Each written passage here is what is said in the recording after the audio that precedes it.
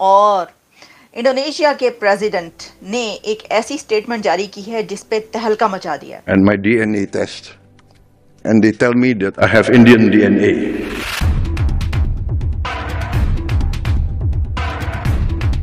ये समझता है कि हम अंग्रेजी नहीं पढ़ सकते हैं। उन्होंने सीधा सीधा कह दिया, उन्होंने कहा भाईजान मेरा तो जो डीएनए है वो इंडियन है।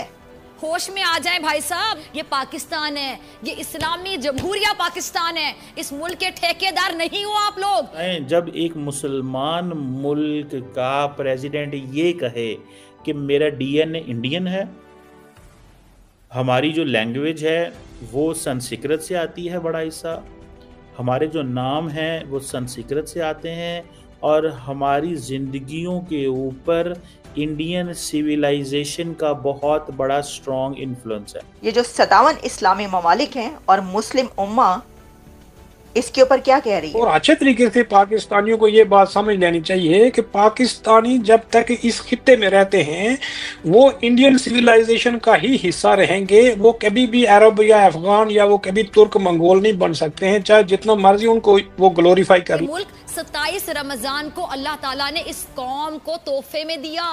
इस मुल्क को हासिल करने में हमारे आबाउजदाद ने, हमारे बड़ों ने अपनी जिंदगियां दी हैं, जान की कुर्बानियां भी दे दी। माल तो छोटी चीज है, इस मुल्क की बुनियादें हमारे आबाओ अजदाद ने अपने खून से मजबूत की हैं।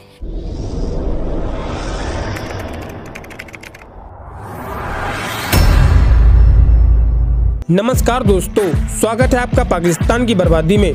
जी हाँ, तो आज की बर्बादी कुछ इस तरह है कि इस्लाम के नाम पर बना पाकिस्तान ने जब इंडोनेशिया के राष्ट्रपति प्राबो सुबियांतो का डीएनए इंडिया का है यह सुना, तभी से पूरा पाकिस्तान हैरान और परेशान हो रहा है। जी हाँ, तो खबर कुछ इस तरह है कि दुनिया का सबसे बड़ा इस्लामिक कंट्री इंडोनेशिया और उसके राष्ट्रपति प्राबो सुबियांतो ने भारत के राष्ट्रपति भवन में खड़े होकर अपने आप को इंडियन बताया। जी हाँ, प्राबो सुबियांतो ने भरी सभा में खड़े होकर कहा कि मेरा डीएनए इंडियन है और जब भी मैं भारतीय गानों को सुनता हूँ तो मैं नाचने लगता हूँ। बस फिर क्या था, दुनिया के सबसे बड़े मुस्लिम देश के लीडर का यह बयान सुनकर आज पूरी दुनिया दंग रह गई। जी हाँ, खैर दोस्तों, आपसे छोड़िए, हम पहले पाकिस्तानी मीडिया का रिएक्शन देखते हैं। ये जो राष्ट्रपति भवन में डिनर हुआ है, ठीक है जी, उसमें उन्होंने जो बातें की हैं उन्होंने सीधा सीधा कह दिया। उन्होंने कहा भाईजान मेरा तो डीएनए नहीं, मैं तो हूं ही। अब वो जिस चीज की वो बात कर रहे थे प्रेसिडेंट साहब, वो उन्होंने कहा जी strategic and comprehensive partnership India के साथ हम चाहते हैं। ठीक है, मुझे ये बताएं, जब एक मुसलमान मुल्क का प्रेसिडेंट ये कहे कि मेरा डीएनए इंडियन है, हमारी जो लैंग्वेज है वो संस्कृत से आती है, बड़ा हिस्सा हमारे जो नाम हैं वो संस्कृत से आते हैं, और हमारी ज़िंदगियों के ऊपर इंडियन सिविलाइजेशन का बहुत बड़ा स्ट्रॉन्ग इन्फ्लुएंस है। ये मैं नहीं कह रहा, ये सुबियांतो साहब कह रहे हैं। खैर, सुबियांतो साहब ने जब पाकिस्तान आना है तो उन्होंने और एक गेम डाल देनी है। ये मैं आपको 200% बात कह सकता हूँ, 200% ये बात कह सकता हूँ। उन्होंने और गेम डाल देनी है, ठीक है ना जी। उन्होंने कह देना हो जनाब, नहीं नहीं नहीं, इस तरह नहीं हो सकता, इस तरह नहीं हो सकता। जी ये तो ऐसे होगा तो वैसे होगा, तो वो बेसिकली उस गेम में आप चले गए हैं।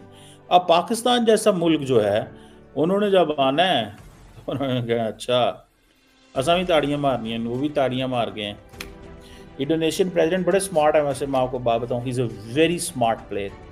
वो कोई एम का बंदा नहीं है, ठीक है ना जी, एम का बंदा नहीं है।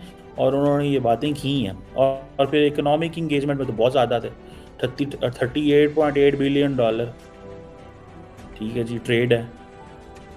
लोकल करेंसी सेटलमेंट की वो बात करके चले गए हैं। Reserve bank of India and bank Indonesia, इस मार्च के अंदर, ये 2024 के मार्च में ये बात हो चुकी हुई है। इंडिया हर मुल्क के साथ अपनी लोकल करेंसी में सेटलमेंट कर रहा है, हर करेंसी के साथ, मुल्क के साथ लोकल करेंसी में सेटलमेंट कर रहा है। ये डी डॉलराइजेशन नहीं है तो क्या है? और जब अमेरिका के पास जाते हैं तो कहते हैं नहीं नहीं नहीं, डॉलर डॉलर डॉलर। तुसी साढ़े भाई हो, डॉलर डॉलर डॉलर, ठीक है ना जी।